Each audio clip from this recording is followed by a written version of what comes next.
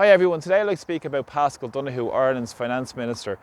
Over the past number of days, Paschal Donohoe is in Poland attending meetings as the head of the Eurogroup and also at the ECOFIN meeting as well. This is the Economic and Financial Affairs Council meeting of the 27 European finance ministers. Now the Eurogroup is different because the Eurogroup is the 20 ministers of the Eurozone, so those countries that use the Euro. Paschal Donohoe has been head of this organisation since 2020. Now this organisation doesn't supply any minutes, it's not transparent, there's no accountability, and has been recognised under the Lisbon Treaty in 2009. Now it's no legal jurisdiction, but of course it drives the agenda in a significant way of the European Union, and Paschal Donohoe of course is at the helm of this organisation.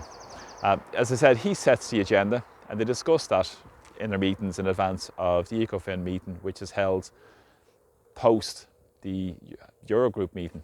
So essentially the agenda is set, then it's signed off on by the 27 finance ministers about monetary policy and economic issues as well around the European Union in terms of stabilising the Eurozone.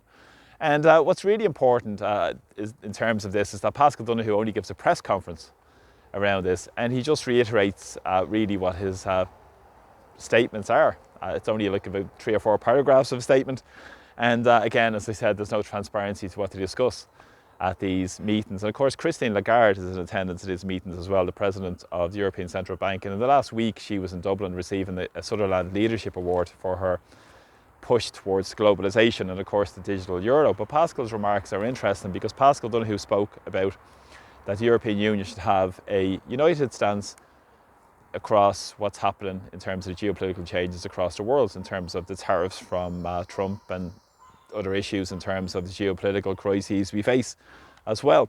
Not to mention, he said there should be an appropriate policy mix that safeguards the euro and the economies. This is what it's all about, and safeguards the so-called single market. And he also said that they should work within the budgetary rules and these parameters in terms of the fiscal rules and the framework. Well, that was ripped up a number of weeks ago by the Germans in terms of the debt brake and using more money, for instance, for the weapons of war, rather than serving the interests of ordinary people who are suffering in many countries across the European Union because of the neoliberal policies. Now, he said there should be an urgency. Now, this is important, these remarks, around pushing the digital euro. This is important because, as I said, this is always the agenda. Lagarde has already said in October they want to get this up and running.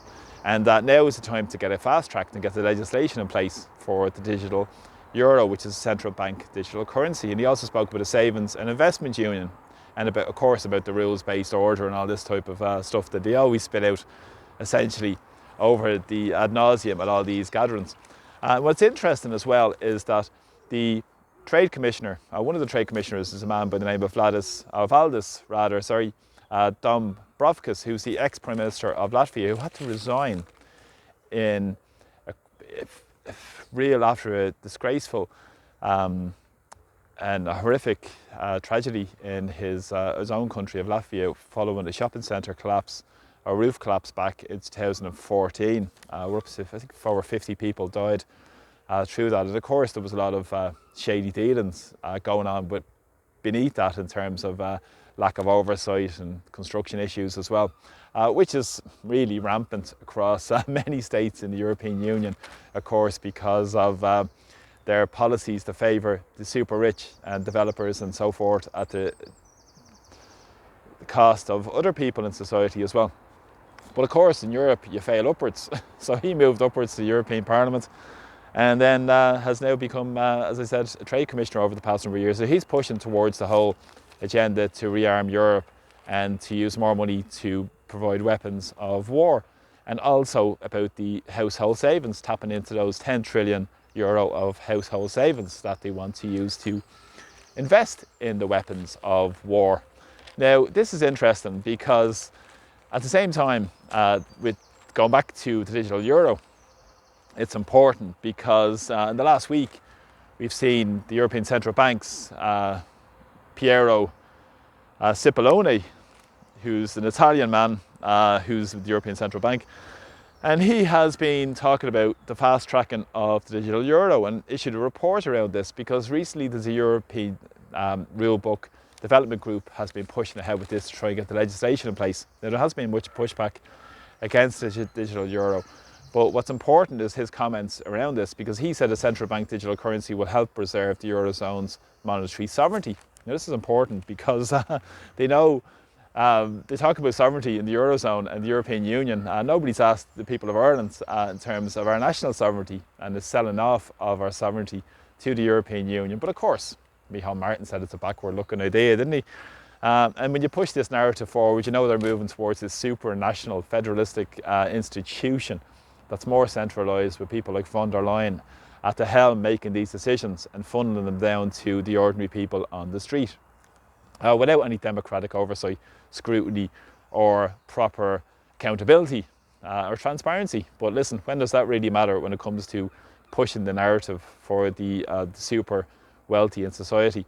And he also spoke about stable coins and the issues around international card schemes, because a lot of these international payment systems are through American companies, and they want to bring them to Europe to get European companies to control this digital currency and how it's rolled out over the next period of time. And of course, Lagarde said she wants it rolled out by October. Now, of course, with these stable coins, it's important because they're cryptocurrencies that are linked to fiat currency or maybe tangible assets as well. So they have a bit more reliability, and this is why the push now is towards the digital currency as well, to counteract other currencies that are used through other jurisdictions as well, through their payment systems. Now, of course, this is what the agenda is fundamentally all about. And if you consider Paschal Donohoe being at the helm of this organisation, it's vitally important to understand that he is just doing the bidding of his globalist bosses rather than the interests of the people domestically here in Ireland. And of course, this narrative is being pursued and disseminated through the media and through all their lackeys in the political classes as well, who don't talk up about these issues that happen in Irish society. And it won't be discussed in any detail on Irish media. It won't be even discussed. Digital euro be brushed away, despite the vast majority of people in Europe that would be opposed to this. And I'm sure in Ireland are completely unaware of it, and blissfully unaware in a lot of ways, in terms of the use of more use of smartphones and cards and wallets and digital wallets, and what people are moving towards in a lot of ways as well. And it is important in terms of the context of cash and the loss of our privacy and a major attack on basic human rights. And this is the same time they talk about rules-based orders and values and human rights and all this sort of stuff.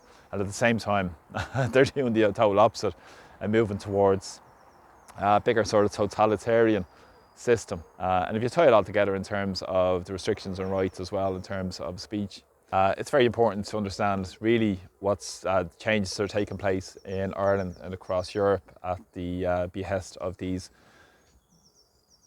people and through these organisations, for instance, our lack of accountability and oversight as well. So it's vitally important to understand this as well. So thanks for all the support of my videos, really appreciate them. Thanks for sharing my videos, please share them. Please press subscribe, please like my videos also as well, and share them to wherever you can. People that aren't aware of what's going on. It's vitally important because this won't be discussed in media in Ireland whatsoever, and it's critically important to keep abreast of what these politicians are doing when they're swanning off to the four corners of the world. And of course, Donohoe himself went off in St. Patrick's Day to Frankfurt and met with the European Central Bank again, and met with the outgoing German finance minister as well. And this is what they're pushing towards across Europe at the moment. So thanks for the support, and please press subscribe. So take care. Slán.